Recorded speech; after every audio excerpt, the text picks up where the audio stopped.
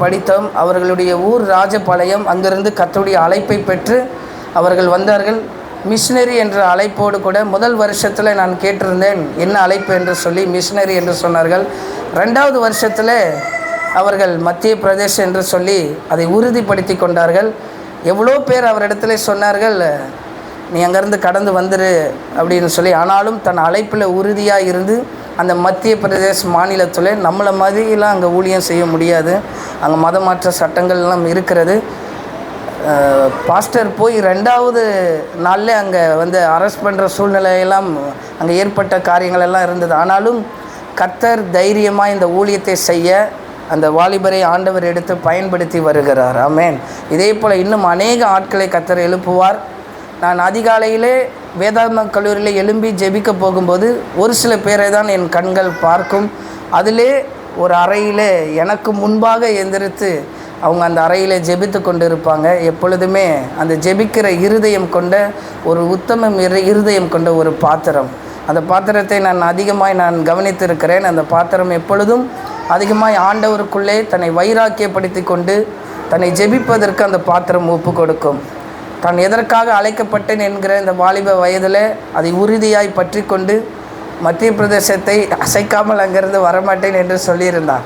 ஆனால் இப்போது விடுமுறை நாட்களாய் தாயாரை சந்திப்பதற்காக வந்தது நிமித்தம் கர்த்தர் நம் சபையிலும் ஆண்டவர் இப்படிப்பட்ட ஜெபிக்கிற வாஞ்சை உள்ள ஊழியக்காரர்களை ஆண்டவர் கொண்டு வந்து சேர்த்திருக்கிறார்.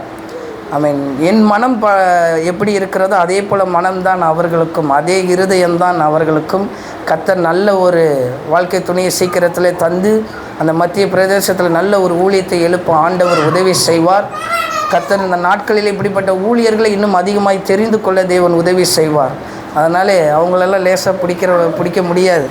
ஆனால் ஆண்டவர் இன்றைக்கு நம்ம சபைக்கு கொண்டு வந்திருக்கிறது கர்த்தருடைய வார்த்தையை அவருடைய இருதயத்தில் போட்டு அந்த பாத்திரத்தை தேவன் உருவாக்கி இன்றைக்கு நம் மத்தியில் கொண்டு வந்து நிறுத்தி இருப்பதுக்கு தேவன் கொடுத்திருக்கிற ஒரு பெரிய பாக்கியம். அந்த பாத்திரம் இப்பொழுது நமக்கு கர்த்தருடைய வார்த்தையை கொடுப்பார்கள். நம் கரங்களை தட்டி அவர்களை வரவேற்போம்.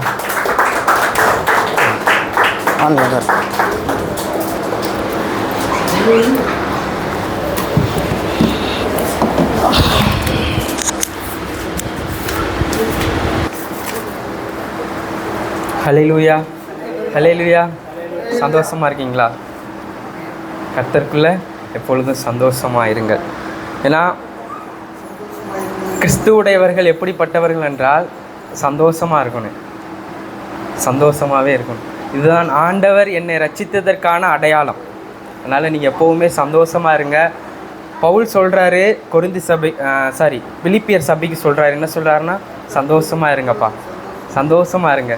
ஒரு தடவை மாத்திரம் சொல்லலை, மறுபடியும். அதனால் நீங்கள் எப்போயுமே சந்தோஷமாக இருங்க. ஆண்டவர் உங்களை ஆசீர்வதிப்பார். இன்றைக்கும் கூட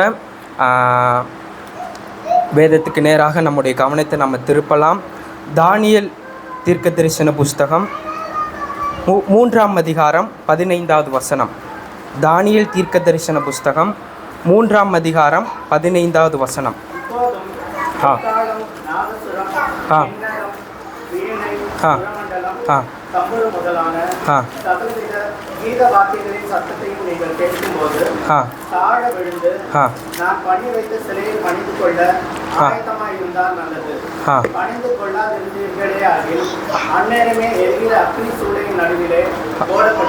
போடப்படுவீர்கள்.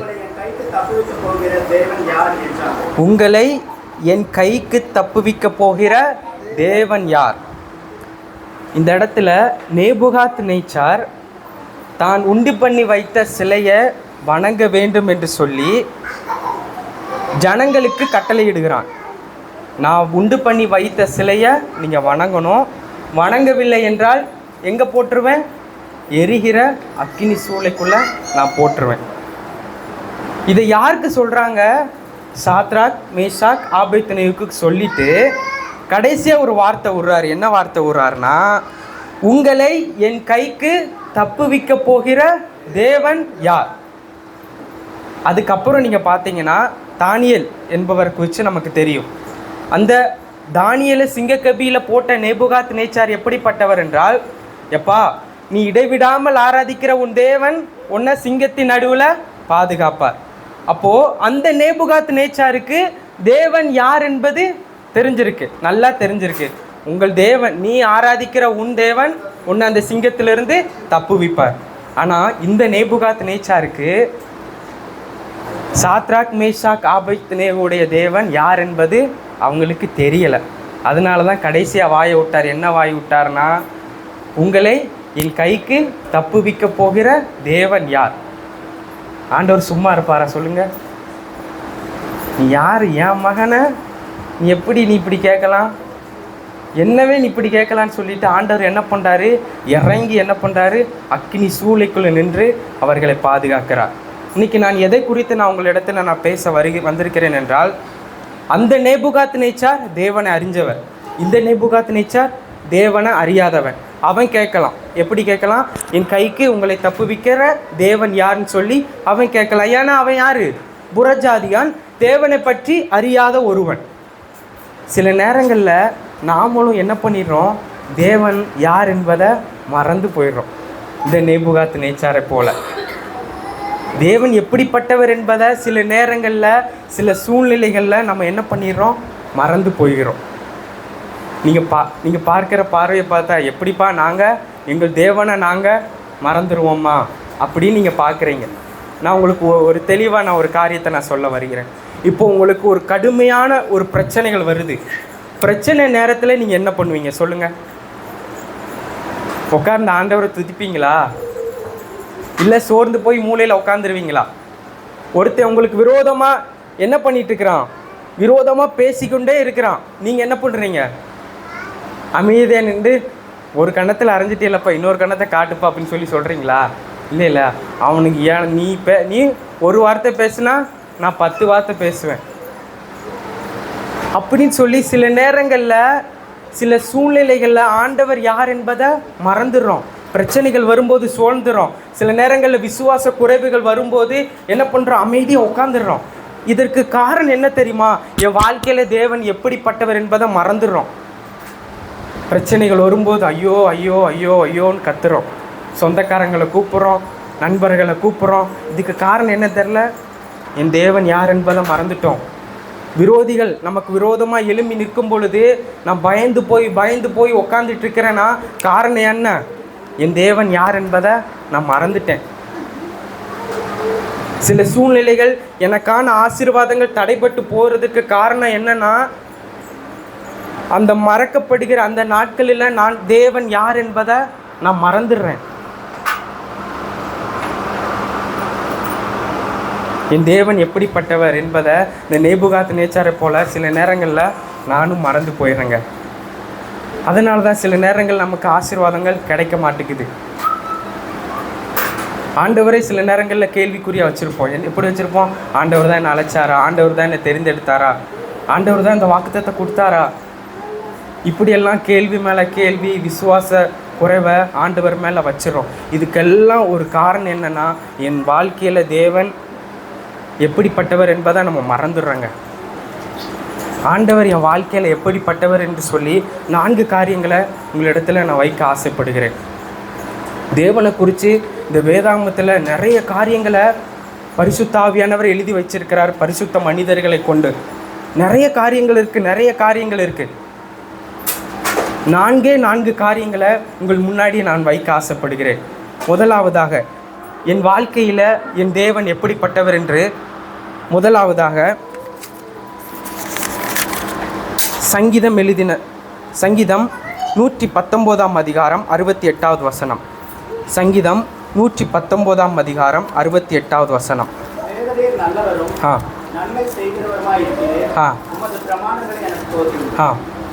முதல் இடத்துல சொல்கிறாரு, தேவரீர் நல்லவரும் நன்மை செய்கிறவருமாய் இருக்கிறீர்.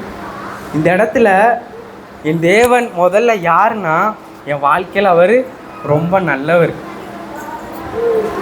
நீங்கள் அமைதியாக இருக்கிற பார்த்தா என் வாழ்க்கையில் ரொம்ப கெட்டவர் மாதிரி இருக்கிற மாதிரி தெரியுத. ஆண்டவர் என் வாழ்க்கையில் முதல்ல அவர் எப்படிப்பட்டவர் என்றால், என்னை நம்பிக்கைக்குரியவராக இருக்கிற அவர் ரொம்ப நல்லவர். அவரை போல ஒரு நல்ல தெய்வத்தை நான் இந்த உலகத்தில் நான் பார்க்கவே இல்லை. அப்படிப்பட்ட தேவன் தான் நீங்களும் நானும் ஆராதிக்கிற ஒரு நல்ல தேவன்க. நீங்கள் உங்களுடைய சூழ்நிலைகளை பார்த்தா தெரியுது, என் தேவன் எனக்கு என்ன நன்மை செஞ்சிட்டாரு.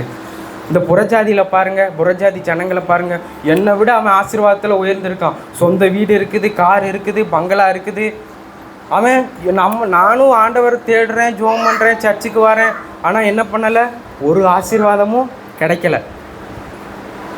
ஒரு ஆசீர்வாதமும் ஆண்டவர் எனக்கு தரலை.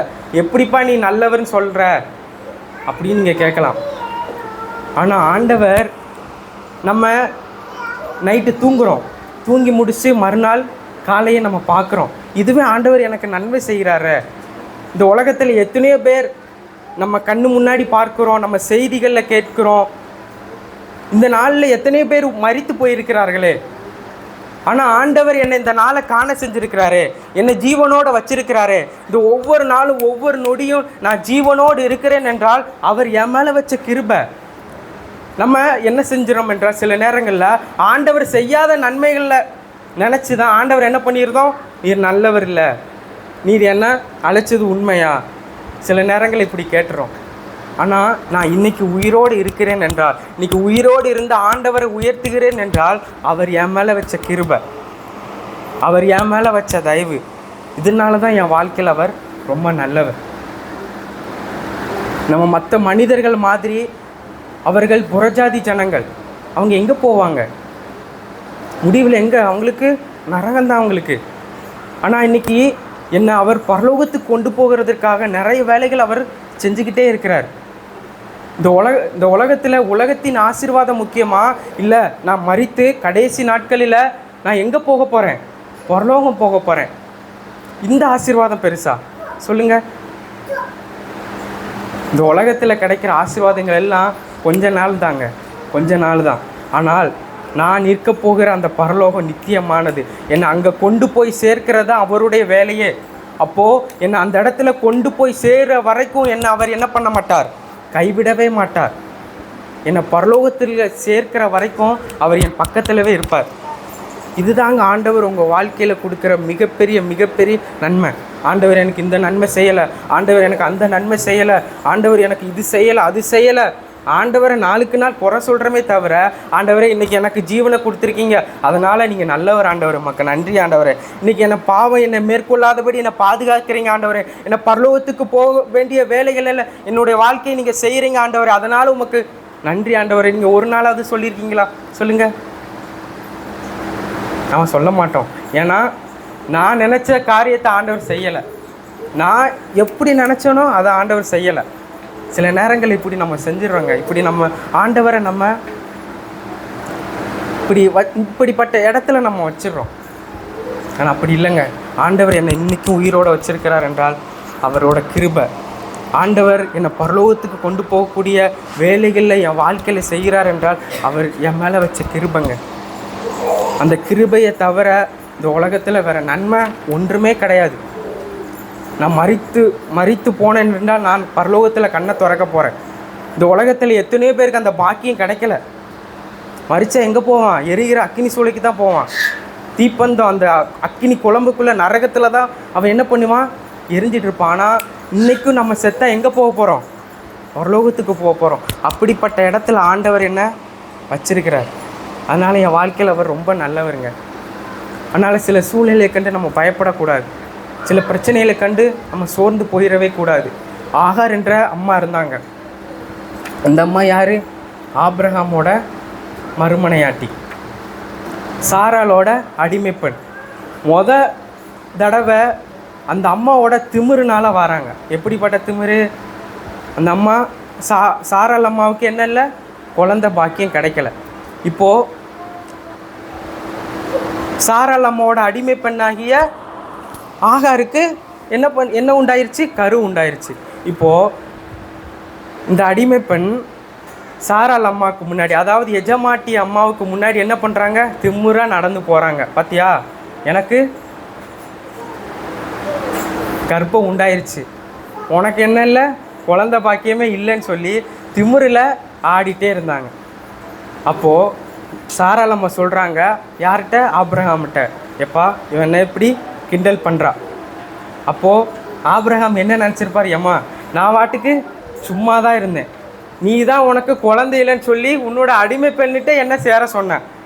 இப்போ அவள் உன்னை கிண்டல் பண்ணுறானா, நான் என்ன பண்ண முடியும் அப்படின்னு சொல்லி இந்த ஆபிரகாம் ஐயா நினச்சிருப்பார். ஆனால் அந்த ஆபிரகாம் என்ன சொல்கிறாரு, எப்பா அவள் உன்னுடைய அடிமை பெண், உன்னுடைய பார்வைக்கு நீ என்னெல்லாம் செய்ய முடியுமோ அதெல்லாம் செய் அப்படின்னு சொல்லி யார் சொல்கிறா, ஆபிரகாம் வந்து ஆகார்கிட்ட சொல்கிறார்.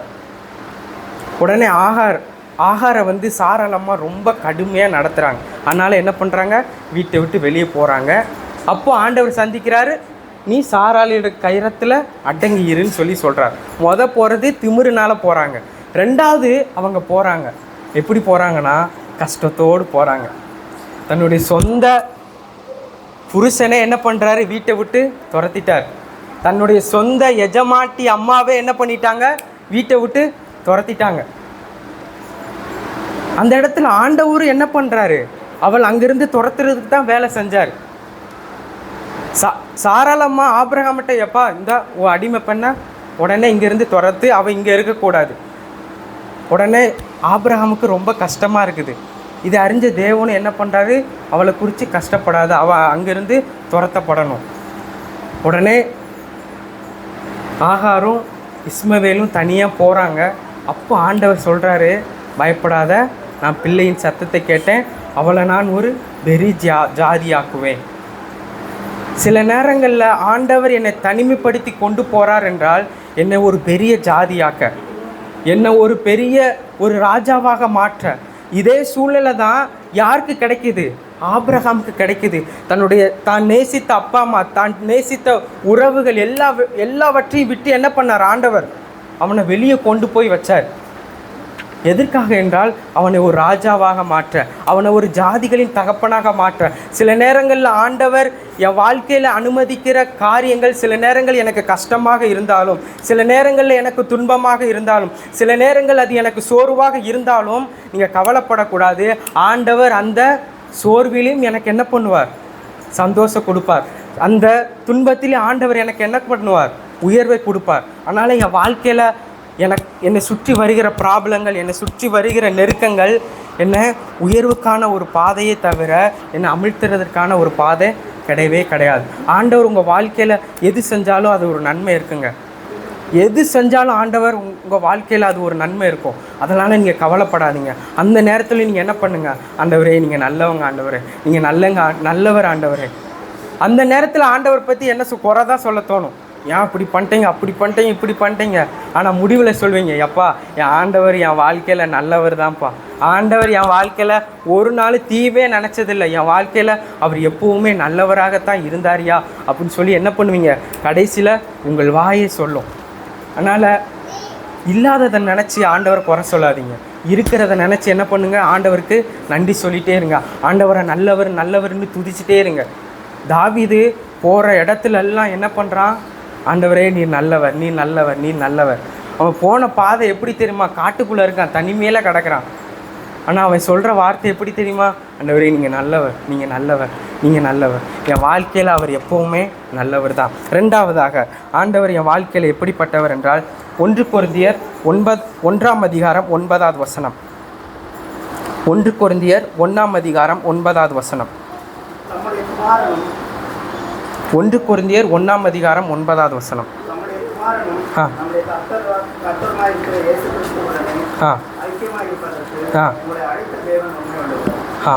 ரெண்டாவது, என் தேவன் என் வாழ்க்கையில் எப்படிப்பட்டவர் என்றால் என் வாழ்க்கையில் அவர் ரொம்ப உண்மையுள்ளவர். என் வாழ்க்கையில் அவர் ரொம்ப உண்மையுள்ளவர். மனிதர்கள் மாதிரி வாக்கு கொடுத்துட்டு அந்த வாக்கை மாறுகிற ஒரு மனிதன் அல்ல. எனக்கு ஒரு வாக்கு கொடுத்துட்டார் என்றால் அதை செய்து முடிக்கிற ஒரு நல்ல ஒரு உண்மையுள்ள தேவன் தாங்க நீங்களும் நானும் ஆராதிச்சுக்கிற தேவன். அவர் பாதியிலே விட்டு போக மாட்டார். மற்ற மனுஷங்களைப் போல பாதியிலே விட்டு போக மாட்டார். என்னை கடைசி வரைக்கும் என்னை கரை சேர்த்துக்கக்கூடிய ஒரு உண்மையான தேவன் தான் நீங்கள் நானும் ஆராதிக்கிற தேவன். வசனம் சொல்லுது, சில நேரங்களில் நாமளே என்ன பண்ணிடுறோம், உண்மை இல்லாதவர்களாக இருந்தாலும் அவர் எப்படி இருக்கிறார், உண்மையுள்ளவராக இருக்கிறார். உண்மையுள்ள இடத்துல தான் நிற்கிறார். நம்ம தான் என்ன பண்ணுறோம், அங்கிட்டு போயிட்டு வரோம், இங்கிட்டு போயிட்டு வரோம், உலகத்தின் ஆசையை தேடி போயிட்டு வரோம், உலகத்தின் இன்பத்தை தேடி போயிட்டு வரோம். ஆனால் போயிட்டு என்ன பண்ணிடுறோம், அடி வாங்கிட்டு இருப்போம். ஆனாலும் ஆண்டவர் என்ன பண்ணுறாரு, அதே இடத்துல வந்து உங்களை தூக்கி நிறுத்துகிறார். 100 ஆடு இருக்கு, ஒரு ஆடு மாத்திரம் தொலைஞ்சு போயிடுச்சு.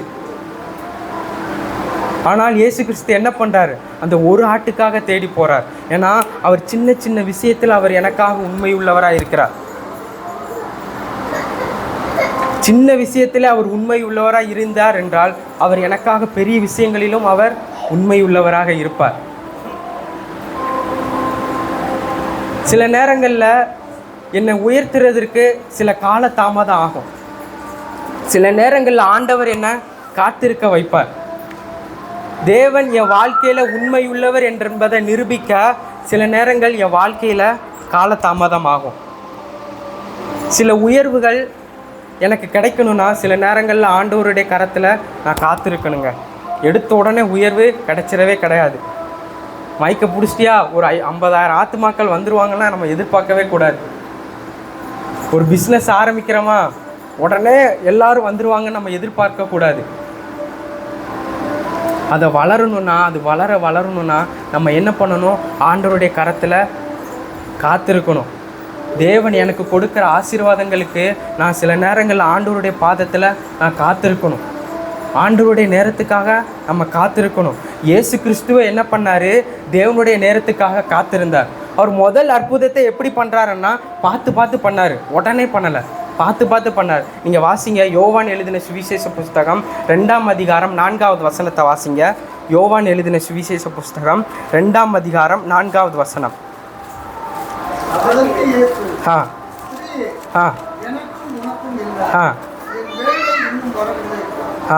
இந்த இடத்துல திராட்சை ரசம் என்ன ஆயிடுச்சு? காலி ஆயிடுச்சு. ஆண்டவர் முதல் அற்புதத்தை செய்யக்கூடிய இடம் எங்கே? கானாவூர் கல்யாணத்தில். இப்போது திராட்சை ரசம் என்ன ஆயிடுச்சு? காலி ஆயிடுச்சு. இதை அறிஞ்ச தாய் என்ன பண்ணுறாங்க? இயேசுக்கிட்ட வாராங்க. என்ன சொல்லி வராங்க? எப்பா திராட்சை ரசம் காலி ஆயிடுச்சு, ஏதாவது பண்ணுப்பா அப்படின்னு சொல்கிறாங்க. அப்போது இயேசு கிறிஸ்து ஒரு பதில் சொல்கிறாரு. என்ன சொல்கிறாரு? ஸ்திரீயே, எனக்கும் உனக்கும் என்ன? என் வேலை இன்னும் வரவில்லை. உங்களுக்கு புரிகிற மாதிரி நான் சொல்கிறேனே.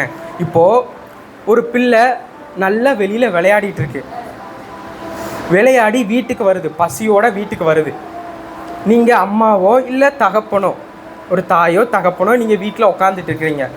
உடனே பிள்ளை வருது, எப்பா எனக்கு பசிக்குதுப்பா, எனக்கு சோறு போடுங்க அப்படின்னு சொல்லி கேட்குறாங்க அந்த பிள்ளை. உடனே நீங்கள் சொல்கிறீங்க, என்ன சொல்கிறீங்க? என் மகனே, எனக்கும் உனக்கும் என்ன? என் வேலை இன்னும் வரவில்லை அப்படின்னு சொன்னீங்கன்னா அந்த பிள்ளைக்கு கோவம் வருமா வராதா? சொல்லுங்கள், கோவம் வரும்ல. ஏன்னா சோறு போட வேண்டிய வேலை யாரோட வேலை? தாயோட வேலை. பிள்ளையுடைய பசியை ஆற்ற வேண்டிய வேலை யாரோட வேலை? தாயோட வேலை. இந்த இடத்துல திராட்சரசம் காலியாகிருச்சு. அற்புதம் செய்ய வேண்டிய வேலை யாரோட வேலை? இயேசு கிறிஸ்துவோட வேலை. அப்போது அதை நம்பி தான் என்ன பண்ணுறாரு அந்த தாய்? இயேசு கிறிஸ்துட்ட வராங்க. ஆனால் இயேசு கிறிஸ்து என்ன சொல்லிட்டாரு? அடியை என்ன எப்படி அடிச்சிட்டாரு? எனக்கும் உனக்கும் என்ன? என் வேலை இன்னும் வரவில்லை. அந்த இடத்துல இயேசு கிறிஸ்து சொன்னது சரியா தவறா? சொல்லுங்கள். தன்னுடைய தாய் வராங்க, அற்புதம் செய்ப்பான்னு சொல்கிறாங்க. அந்த இடத்துல என்ன சொல்கிறாங்க? எனக்கும் உனக்கும் என்ன? ஸ்திரீயேன்ட்டார். அம்மா கூட சொல்லலை, ஸ்திரீயே அப்படின்ட்டார். இந்த இடத்துல இயேசு கிறிஸ்து சொன்னது சரியா தவறா? சொல்லுங்கள் சொல்லுங்கள். எதுவாக இருந்தாலும் பரவாயில்ல, சொல்லுங்கள். சரியா? சரி, வேற அந்த இடத்துல இயேசு கிறிஸ்து சொன்னது சரியா தவறா? எங்க சொந்த தாய் வராங்கங்க, வந்த உடனே ஸ்திரீயே அப்படின்ட்டார். தாயின்னு கூட கூப்பிடல. எனக்கும் உனக்கும் என்ன? என் வேலை இன்னும் வரவில்லை. இப்படி சொன்னது சரியா தவறா? அந்த இடத்துல இயேசு சொன்னதான் சரி. ஏன்னா தண்ணீரை திராட்சரசமாக மாற்ற வேண்டிய வேலை யாரோட வேலை? யாரோட வேலை? இயேசு கிறிஸ்துவோட வேலை இல்லை, பிதாவோட வேலை. மரித்த லாசருவை உயிரோடு எழுப்ப வேண்டிய வேலை யாரோட வேலை? இயேசுவோட வேலை கிடையாது, பிதாவோட வேலை. 38 வருடமாய் நடக்க முடியாதவனை நடக்க வைக்க வேண்டிய வேலை யாரோட வேலை? இயேசுவோட வேலை கிடையாது, பிதாவோட வேலை. தண்ணீரை திராட்சரசமாக மாற்ற வேண்டிய வேலை யாரோட வேலை? இயேசுவோட வேலை இல்லை, பிதாவோட வேலை. அவர் சொல்லுகிறார், நான் தேவனுக்கு அடிமை, அவருடைய சித்தத்தை செய்வது தான் என்னோட போஜனம். அவர் என்ன சொல்கிறாரோ அதுக்கு தான் நான் இங்கே கீழ்ப்படிவேன். அவர் என்னை எப்போ அற்புதம் செய்ய சொல்கிறாரோ அப்போ தான் நான் அற்புதம் பண்ணுவேன். அவர் நினச்சிருந்தா 12 வயசில் சபைகளில் போய் வல்லமையாக பிரசங்கம் பண்ணுறாரு. அவர் நினச்சிருந்தார் என்றால், தன்னுடைய சுயமாக முடிவு எடுத்திருந்தார் என்றால், 10 செத்த பிணங்களை என் முன்னாடி கொண்டு வாங்கப்பா, நான் என்ன பண்ண போகிறேன், அவங்கள உயிரோடு எழுப்ப பண்ணி நான் தான் மேசியான்னு அப்போவாது என்னை அறிஞ்சு கொள்ளுவாங்களே அப்படின்னு அவர் சுயமாக முடிவு எடுத்திருக்கலாம். ஏன்னால் இயேசு கிறிஸ்துவுக்கு இருந்த மிகப்பெரிய பிரச்சனைகளில் இதுதான் பிரதானமானது. என்னது? இவர் மேசியா கிடையாது, இவர் பிதாவோட குமாரன் கிடையாது. இவர் சுயமாக முடிவெடுத்து அதை நிரூபிச்சிருக்க வேண்டிய சூழ்நிலைகள் நிறைய இருந்துச்சு. ஆனாலும் அவர் என்ன பண்ணுறாரு? காத்திருக்கிறார். யாருடைய வேலைக்காக? பிதாவோட வேலைக்காக. அப்போது இயேசு கிறிஸ்துவே பிதாவோட வேலைக்காக, பிதாவோட நேரத்துக்காக காத்திருக்கும் போது நாம் காத்திருக்கணுமா, காத்திருக்கக்கூடாதா? கண்டிப்பாக காத்திருக்கணுங்க. தேவன் என் வாழ்க்கையில் உண்மை உள்ளவர் என்பதை அறிகிறதுக்கு சில கால தாமதங்கள் ஆகும், சில நேரங்கள் ஆகும். ஆனால் சொல்கிறேன், அவர் உங்களை ஒரு நாள் வெட்கப்படுத்தவே மாட்டார். அவர் நிரூபிப்பார், நான் தான் உண்மையுள்ள தேவன், நான் தான் உன்னை அழைச்சிருக்கேன், நான் தான் உன்னை இந்த காரியத்தை செய்ய வச்சேன் அப்படின்னு சொல்லி கடைசி நேரத்தில் உங்களுக்கு அந்த ஆசீர்வாதத்தை கொடுத்துட்டு அப்போ நிரூபிப்பார். எப்பா இப்போயாவது நம்புறியா நான் உண்மையுள்ளவர் என்று? என் தேவன் உண்மையுள்ளவருங்க. என் தேவன் ஒரு நாளும் மனிதர்கள் மாதிரி வாக்கு மாறவே மாட்டார். ஒரு இடத்துல நிற்க வச்சிட்டாருன்னா அந்த இடத்துல உங்களை தலையை தூக்கி நிமிர்த்த வச்சுட்டு தான் அடுத்த வேலை பார்ப்பார். உங்களை ஒரு இடத்துக்கு கொண்டு போய் அந்த கரைக்கு சேர்க்கிற வரைக்கும் அவர் என் வாழ்க்கையில் எப்போவுமே அவர் என்ன பண்ணுவார்? உண்மையுள்ளவராக இருப்பார். நாம் சில நேரங்களில் நாம் சில திமிருனால என்ன பண்ணிடுவோம்? பாவத்தை செய்கிறோம். சில நேரங்களில் என் வாழ்க்கையில் இருக்கிற ஓட்டையினால தான் எனக்கு ஆசீர்வாதம் கிடைக்கவே மாட்டேங்குது. ஆண்டவரை நம்ம என்ன பண்ணுறோம்? குறை சொல்லிடுறோம். நீங்கள் தான் இதுக்கு காரணம்னு சொல்லிடுறோம். ஆனால் என் வாழ்க்கையில் சில நேரங்களில் ஆசீர்வாதம் தடைப்படுற போதுக்கு காரணம் என்ன? என் வாழ்க்கை தான். நான் கரெக்டாக இல்லை, நான் சில நேரங்களில் உண்மையாக இல்லை. ஆனால் ஆண்டவர் என் வாழ்க்கையில் எப்போவுமே உண்மை உள்ளவராக இருக்கிறார். நாமளும் ஆண்டவருக்கு முன்பாக உண்மையுள்ளவர்களாய் வாழ நம்ம முயற்சி எடுப்போம், நாமும் அர்ப்பணிப்போம். மூன்றாவதாக யோபு 42ஆம் அதிகாரம் 2வது வசனம். யோபு 42ஆம் அதிகாரம் 2வது வசனம்.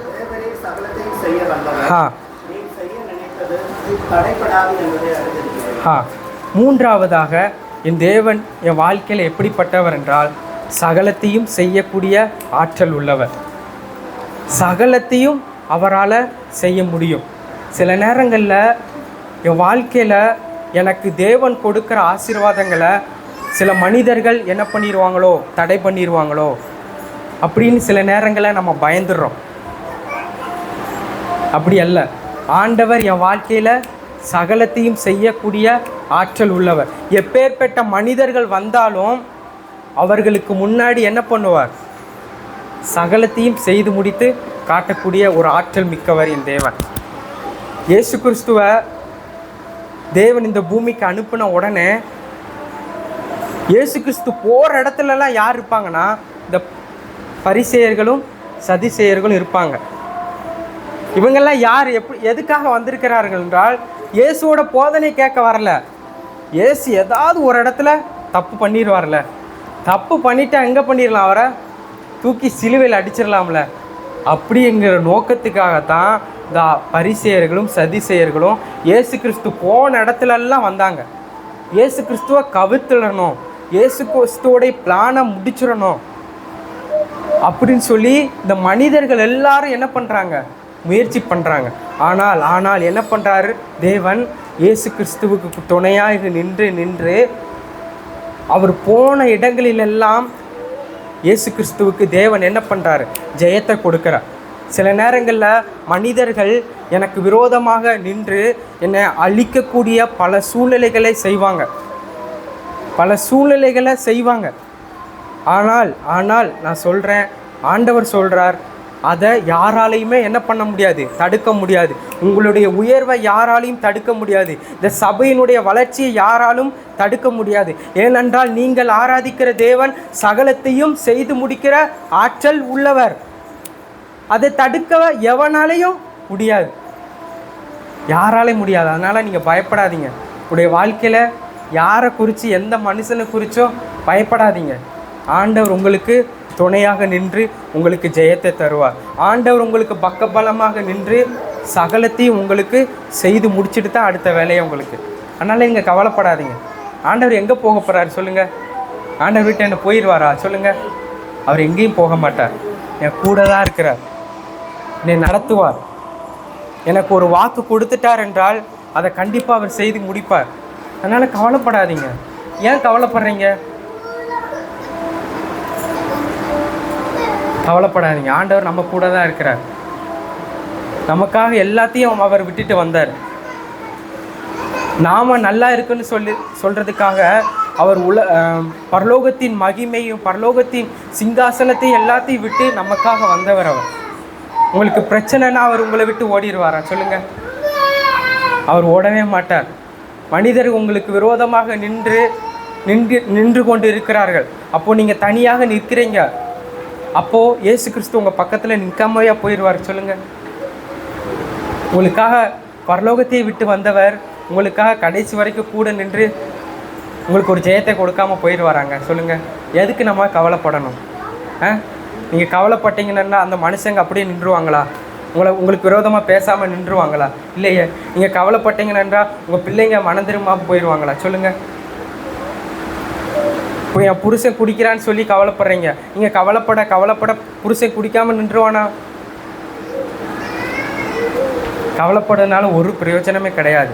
நீங்கள் அந்த கவலைப்படுற நேரத்தில் நீங்கள் ஆண்டவரை துதித்து உயர்த்தி பாருங்கள். அந்த இடத்துல நீங்கள் எந்த இடத்துல வெட்கப்பட்டு போனீங்களோ அதே இடத்துல உங்கள் தலையை உயர்த்தக்கூடிய ஒரு அற்புத தேவன் தாங்க நீங்களும் நானும் ஆராதிக்கிறது. சகலத்தையும் அவர் கரத்தில் வச்சிருக்கிறார். அப்போது சகலத்தையும் செய்து முடிக்க அவரால் முடியும். விசுவாசிங்க, ஆண்டவரை விசுவாசிங்க, சந்தேகப்படாதீங்க. சில நேரங்களில் சாத்தானே வருவான், நம்மளை அழிக்கிறதுக்கு பிளான் போட்டு சாத்தானே வருவான். நம்ம கவனமாக இருக்கணும். நமக்கு ஜெயத்தை கொடுக்குற தேவன் என் கூட இருப்பார் என்றால் நான் நிச்சயமாக இந்த உலகத்தை நான் ஜெயிக்க முடியும். நான் இந்த மிஷினரியாக போகும்போது நான் ஒரு வார்த்தை சொன்னேன். என்ன சொன்னேன்? ஆண்டவர் இடத்துல, ஆண்டவரே நான் அங்கே போய் 10ல் 11 ட்ரம் அடிச்சுட்டு வரக்கூடாது. 10 பேர் வந்தாங்க, 20 பேர் வந்தாங்க, 30 பேர் வந்தாங்க, 100 பேர் வந்தாங்க, 1000 பேர் வந்தாங்க, 10,000 பேர் வந்தாங்க, 50,000 பேர் வந்தாங்க, கையை தட்டி ஆராதிச்சுட்டு நான் வரக்கூடாது. நான் போகிறேன்னா அங்கே என்னால் ஒரு மாற்றம் வரணும். நாங்கள் போகிறேன் என்றால் அந்த இடத்துல ஒரு மாற்றம் வரணும். ஏனால் என் தேவன் நீர் சகலத்தையும் ஆளுகிறவர், சகலத்தையும் உடைய கரத்தில் வச்சு என்ன பண்ணியிருக்க ஆளுகை செய்கிறவர். அப்படிப்பட்ட பெரிய தேவனை நான் நம்பி போகிறேன் என்றால் அங்கே சும்மா நான் இருக்கக்கூடாது.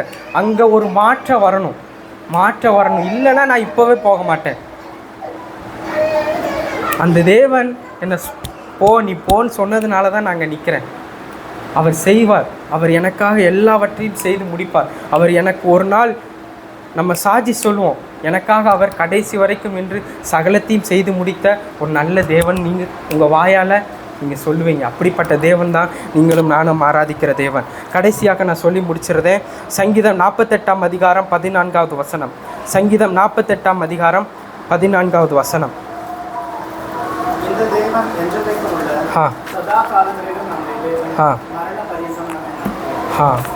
இந்த இடத்துல 4வது என் தேவனை குறித்து சொல்லப்பட்டு இருக்கிறது. மரண பரியந்தமும் என்னை நடத்தக்கூடிய தேவன். பாதியிலே விட்டு போகிறவர் கிடையாது.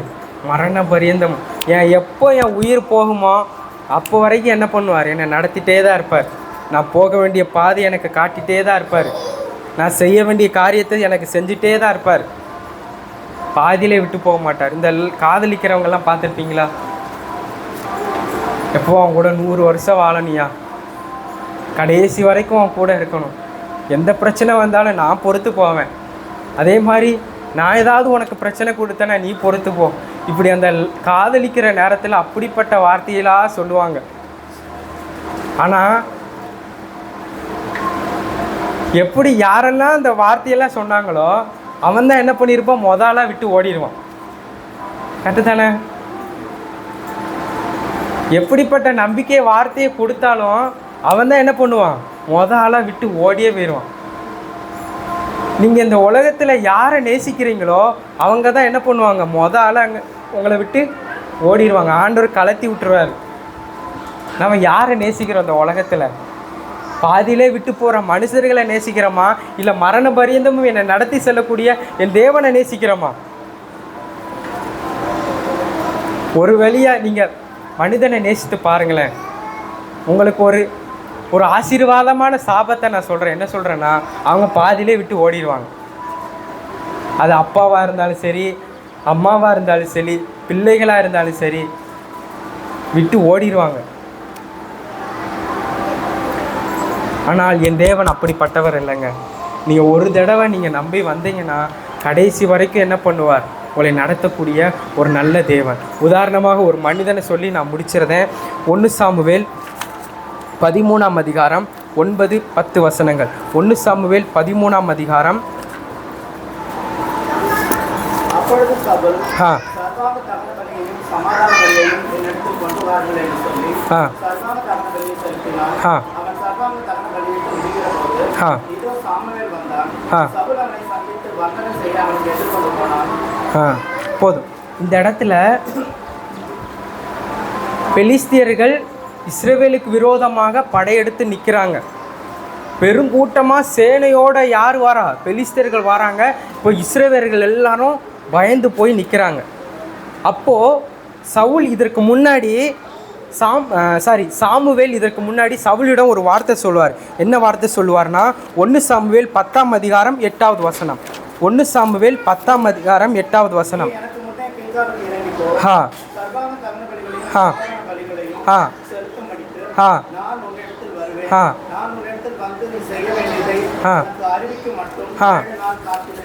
இந்த இடத்துல முன்னாடியே சவுல ஆண்டவர் ராஜாவாக தெரிந்ததுக்கு அப்புறம் சாமுவேல் மூலமாய் தேவன் சொல்லுகிற வார்த்தை என்னன்னா, எப்பா நீ எனக்கு முன்னாடி கீழ்காலுக்கு போய் 7 நாள் எனக்கு காத்துரு, நான் வந்ததுக்கப்புறம் சர்வாங்க தகன பலியும் சமாதான பலிகளையும் நம்ம செலுத்துவோம் அப்படின்னு சொல்கிறாரு.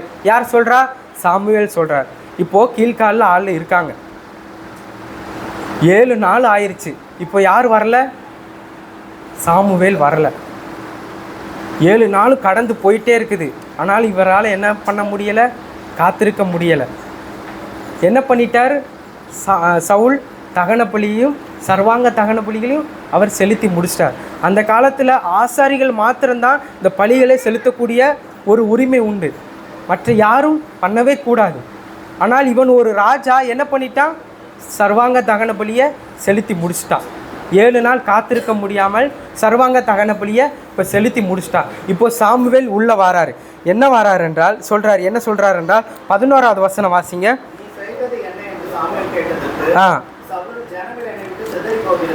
போதுண்ணே. இந்த இடத்துல நான் சர்வாங்க தகன பலியை செஞ்சு முடிச்சிட்டேன். இப்போ சாமுவேல் வந்து ஏன்பா இப்படி செஞ்ச அப்படின்னு ஒரு கேள்வி வைக்கிறார். அதற்கு முதல் காரணமாக அவர் என்ன சொல்கிறார் என்றால், ஜனங்கள் என்னை விட்டு சிதறி போகிறாங்க.